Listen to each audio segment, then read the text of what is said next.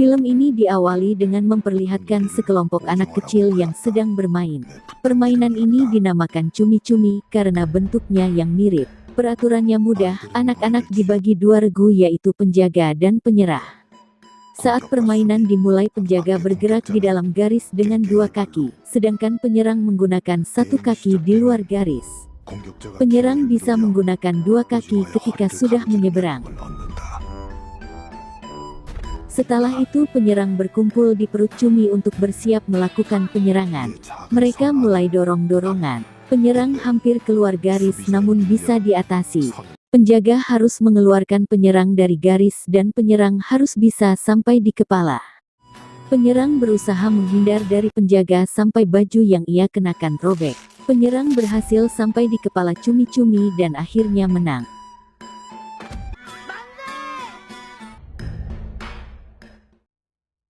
Diperlihatkan seorang laki-laki yang sedang makan. Ia bernama Ki-hon, bekerja sebagai sopir.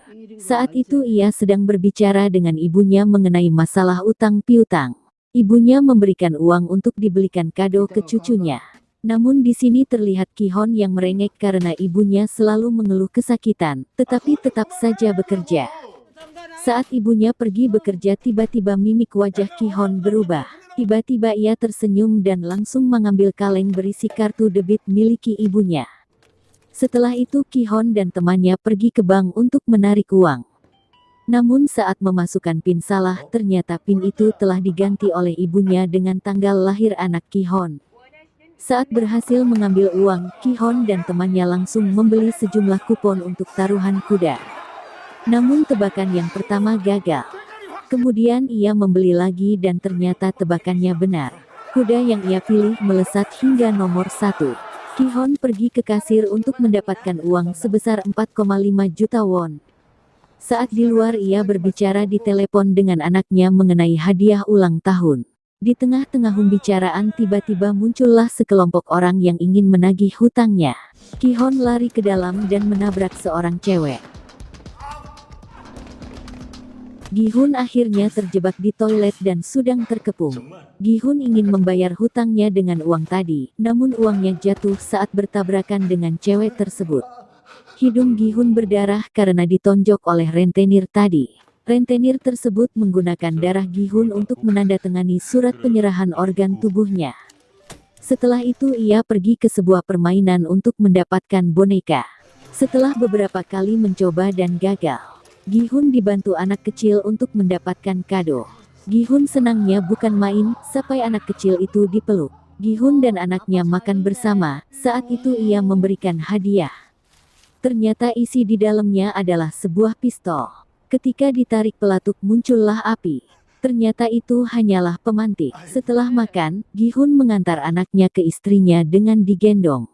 Gi-hun tertinggal di kereta pada waktu itu, akhirnya ia harus menunggu. Kemudian muncullah seorang pria yang menawarkannya permainan, jika menang dapat 100.000 won dan sebaliknya juga jika kalah. Permainan ini disebut dakji, peraturannya mudah, hanya harus membuat kotak dakji berbalik. Saat Gi-hun memulai pertama, ia gagal dan akhirnya harus menerima tamparan pria tersebut sebagai gantinya. Berkali-kali Gi-hun kalah dan selalu menerima tamparan. Lagi dan lagi. Saat-saat terakhir Gi-hun berhasil membalikan dakji milik si pria. Ia spontan ingin menamparkan namun ditahan pria tersebut dan diberikan uang 100.000 won sebagai hadiah. Lalu ia ditawarkan ikut sebuah permainan, namun Gi-hun menolak. Tak disangka si pria mengetahui bahwa Gi-hun sebelumnya menandatangani surat organ. Si pria kemudian memberikan kartu yang isinya nomor dan ada gambar di belakangnya. Kartu itu adalah slot untuk mengikuti sebuah permainan. Gi-hun menerimanya dan si pria kemudian menaiki kereta meninggalkan Gi-hun. Sesampainya di rumah Gi-hun menghubungi nomor pada kartu tersebut. Lalu ia dijemput seseorang berpakaian merah dan bertopeng menggunakan mobil. Ketika ia masuk mobil tiba-tiba muncul gas yang membuat dirinya tak sadarkan diri. Kemudian saat ia membuka mata ia sudah mengenakan baju hijau bernomorkan 456 dan berada di sebuah ruangan besar bersama dengan peserta lainnya. Mereka semua kemudian menuju ke tengah ruangan. Saat itu Gi-hun bertemu kakek bernomor 1. Mereka berdua berbincang-bincang, kakek itu menderita tumor otak. Saat mereka asik berbicara tiba-tiba ada sebuah keributan di kerumunan orang.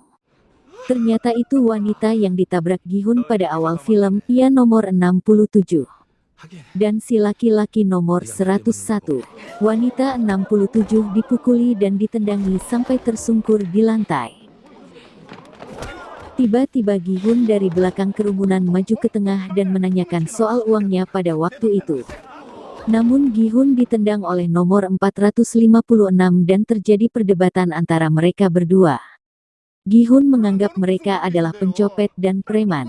Nomor 101 menyuruh nomor 67 untuk mencopet dia, itulah anggapan Gi-hun. Tanpa disadari saat Gi-hun ingin dipukul tiba-tiba terdengarlah bunyi sirine sangat kencang. Muncullah staf berpakaian merah dan beropeng. Salah satu dari mereka menjelaskan tentang permainan ini. Lalu Gi-hun bertanya tentang berapa hadiah yang akan diberikan. Kemudian muncullah celengan babi yang besar di atas mereka.